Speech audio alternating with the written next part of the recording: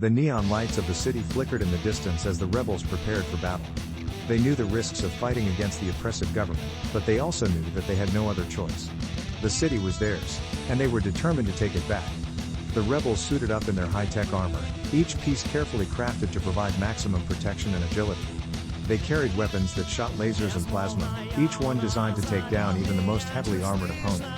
As they made their way through the city, they could hear the sounds of gunfire and explosions in the distance. The government had sent out their forces to stop the rebellion, but the rebels were ready for them. They moved quickly, darting from building to building, taking out government soldiers with precision and efficiency. The rebels were outnumbered, but they were determined to win. As they approached the central government building, the rebels could see the towering skyscraper looming in the distance. They knew that this was the heart of the government's power, and they were determined to take it down. The government forces were waiting for them, armed with their own high-tech weapons and gadgets. The battle was intense, with both sides taking heavy losses. But as the rebels fought on, they began to gain the upper hand. They pushed forward, taking out government soldiers one by one. The government was on the defensive, and the rebels were closing in. As they reached the top of the skyscraper, the rebels were met with a surprise.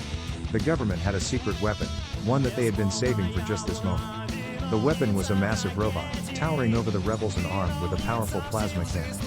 The rebels were outmatched, and they knew it. But just as all hope seemed lost, a figure appeared in the distance.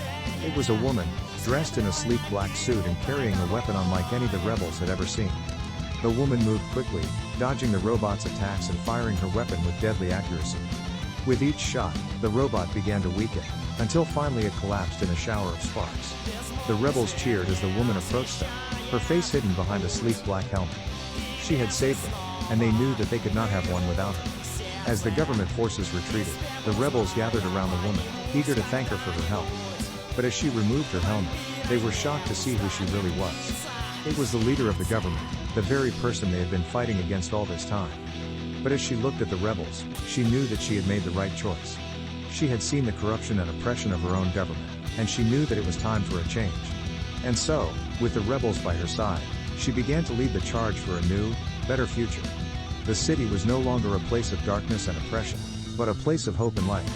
And as the neon lights flickered in the distance, the rebels knew that they had won.